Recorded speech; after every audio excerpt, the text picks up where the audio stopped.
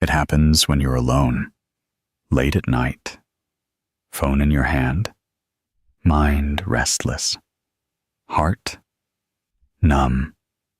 You tell yourself it's lust, that you just need a release, that it's normal. Everyone does it. Just one more scroll, one more fantasy, one more body to imagine. But if you were honest with yourself, really honest, you'd feel it too. The emptiness, not just after, but during. Even while you're chasing it, you think it's desire, but it's not. It's hunger for something deeper than skin. It's grief for something you can't even name. Carl Jung understood this long before modern psychology dared to speak about it. He said, "People will do anything, no matter how absurd, to avoid facing their own soul." And lust, this constant grasping, craving, consuming, is not about pleasure. It's about escape. From boredom, from pain, from loneliness, from the aching silence inside your own heart. You tell yourself you want her, but what you really want is to feel alive, to feel held, to feel seen, to feel something, anything, beneath the surface of this empty, performative life. But instead of turning inward, you chase the body, you chase the image, you chase the surge of dopamine that disappears just as fast as it came. And the moment it's over, you're left with the same void, the same silence, the same self, untouched.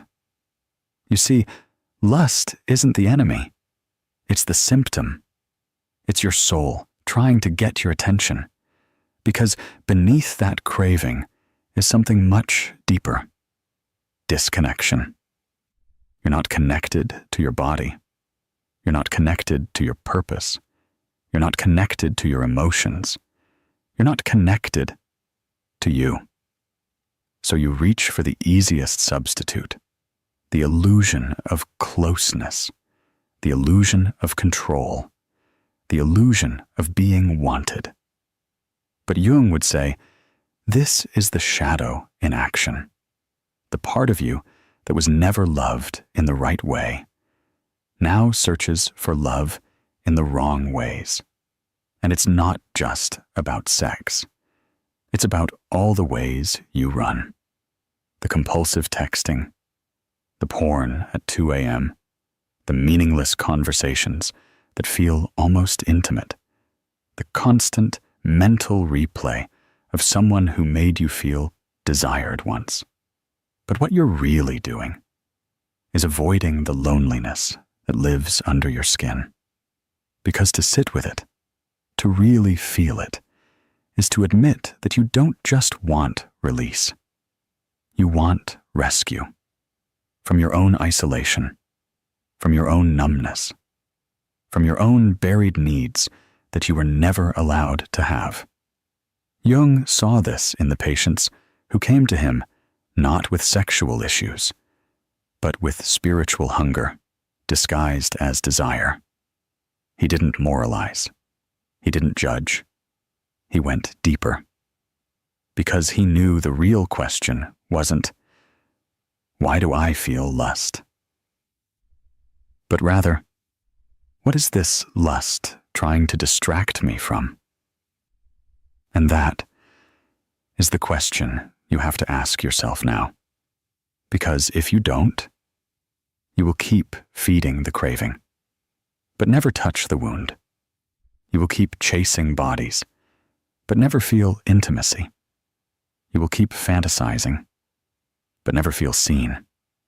You will keep finishing, but never feel whole. So here's the truth. No one tells you. You don't need more pleasure. You need more presence. You don't need another body. You need to come back into your own. Because the part of you that keeps reaching outward is the part of you that was never met inward. And that's what Carl Jung's Red Book was really about. Not sex, not power, not control, but integration. The reunion of all your lost pieces, the return to the self, the courage to look at your own emptiness and not run from it. So before you open another app, before you send another text, before you let your craving lead you, ask yourself, is this lust, or is this loneliness in disguise? And if you finally stopped escaping, what would you find waiting inside you? Carl Jung never saw lust as just a physical impulse. To him, it was a spiritual signal, a coded message from the unconscious, a warning that the soul had been starved for too long. Because when you haven't faced your inner world, desire doesn't come from wholeness. It comes from fragmentation. You don't lust because you're bad. You lust because you're divided. Jung wrote in the Red Book, I must learn that the dregs of my thought, my dreams, are the speech of my soul. So when lust shows up, suddenly, urgently, irrationally, Jung would say, it's not about the person you're thinking of. It's about the part of you you've lost contact with. Here's what he meant. In Jungian psychology, the inner feminine in men is called the anima. And when this anima is unconscious, you don't know how to feel. You don't know how to surrender. You don't know how to love without attaching. So your soul reaches out the only way it knows how, through projection. You place your lost tenderness, your vulnerability, your inner light onto her. Not because she is all those things, but because she reminds you of the part of yourself you can't access anymore. So when you lust after her, her body, her presence, her softness, you're not actually craving sex. You're craving reunion with your lost soul. This is why it hurts. Because no matter how many times you chase it, you never reach it. You can't. Because you're chasing yourself in someone else's body. And the more disconnected you are from your anima, the more violent, desperate, and emptier your lust becomes. You scroll endlessly. You fantasize about people you barely know. You replay images that made you feel something, anything.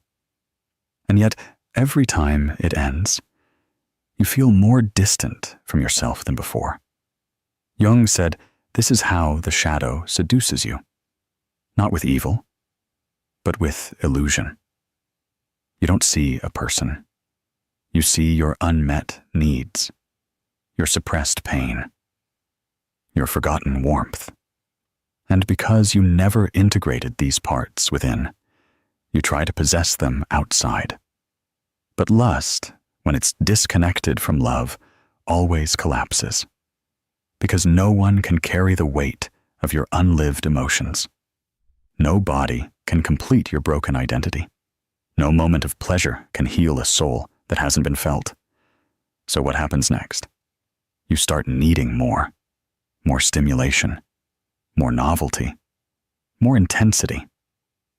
Because now, your soul isn't just craving, it's starving. And you think the answer is in more content, more experiences, more people. But all you're really doing is running faster in a maze that leads right back to your emptiness. Carl Jung believed that to break the cycle, you must stop asking, who turns me on? And start asking, what part of me have I turned off?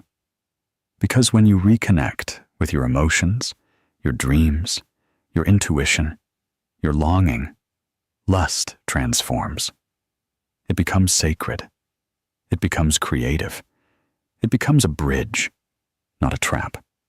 Jung called this integration, bringing back the parts of you that were cast into the unconscious. And lust? That's the fire of your soul, trying to get your attention, not to shame you, not to scare you, but to show you how far you've drifted from yourself. You don't just want someone to touch your body. You want someone to witness your being. You don't just want release. You want relief from the ache of being unseen, untouched, unheld, even by yourself. So here's the hardest truth Jung offers. Until you face your soul, your desire will always be misdirected. You'll keep chasing shadows. You'll keep calling it love. You'll keep falling into arms that don't feel like home. Because the home you seek is the part of you you stopped visiting long ago. So the next time you feel the wave of lust rise in you, pause. Don't repress it. Don't act on it blindly. Just ask it, what are you trying to show me about myself?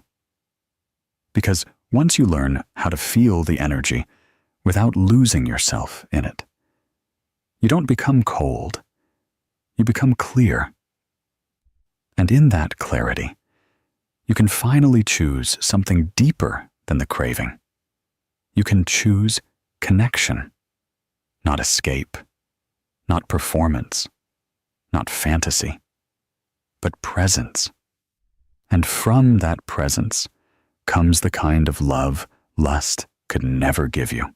You keep telling yourself it's harmless, a release, a phase, a need. But slowly, it starts to reshape you. Not in one big moment, but in tiny, invisible fractures. You stop feeling your emotions fully. You stop seeing people as whole. You start mistaking attention for love and stimulation for intimacy. This is what Carl Jung feared most. Because lust, when disconnected from the soul, doesn't just distort how you see others. It breaks how you see yourself. At first, it's small. You stop making eye contact. You avoid deep conversations. You retreat into fantasies that feel safer than reality. You smile in public, but feel numb inside. Then it gets worse. You lose motivation, not just sexually, but in life. You stop writing. You stop building. You stop creating. Because lust, when indulged mindlessly, consumes the same fire meant to fuel your purpose. It becomes your shortcut to aliveness. But the cost is your soul. Jung believed that every time you feed a craving without consciousness, you strengthen the complex behind it. A psychological loop. Trigger reaction.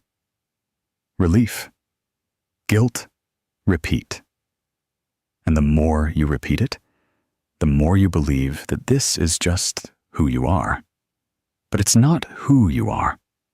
It's who you became after you stopped feeling shame in your own skin. You weren't born addicted to bodies. You were born craving connection. You wanted warmth, not friction. Love, not lust. Presence, not performance. But when life didn't give you those things, you turned to fantasy. Because in fantasy, you control the narrative. You're wanted. You're powerful. You're never rejected. But here's the cost. You stop showing up for the real world. You lose the ability to sit in awkward silence, to endure longing, to build something with someone, to fail in front of love and try again anyway. Because lust teaches you escape.